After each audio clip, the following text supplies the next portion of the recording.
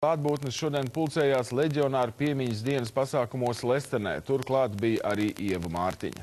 Spītējot vējam un arī salam, kritušo un bezvēsts pazudušo leģionāru piemiņas pasākumā Brāļu kapos Lestenē šodien pulcējās vairāki simti cilvēku. Tajā skaitā bijušie leģionāri, viņu tuvākie un arī politiķi.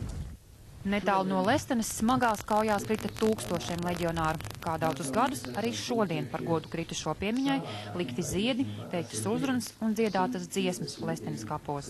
Mūsu komandieri un mūsu vadītāji, tie bija vīri, kas jau bija atbrīvošanas cīņās cīnījušies ar šo pašu ienaidnieku. Viņi mums aicināja cīņā, un mēs ar to darījām, lai aizstāvētu savu valsti, savu tautu.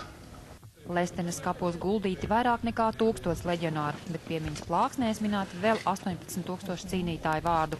Bet dzīvi palikušo leģionāru ik gadu kļūst arvien mazāk. Maz, samērā maz. Nu, kas to var zināt?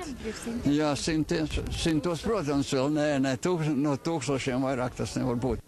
Piemiņas pasākumā sastaptie leģionāri, kuru vecums šobrīd sniedzās pāri 90 gadu slieksnim, vēl spilgti atceras kara laikus.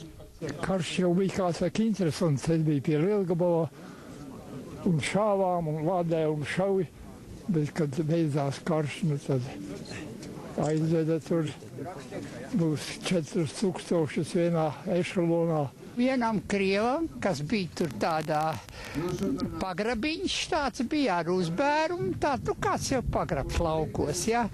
Un noslēpies pret mani, pavērs visu, es redzēju, ka es noraušos, un viņš pirmais paspēja izšaut, un iešāva man galvā. Piemiņas pasākums Lestenē, kuru uzraudzīja vairāki policisti, kā ik gadu noritēja mierīgi un bez protestētāju klātbūtnes. Ieva Mārtiņa, Raidz Valters, LNT.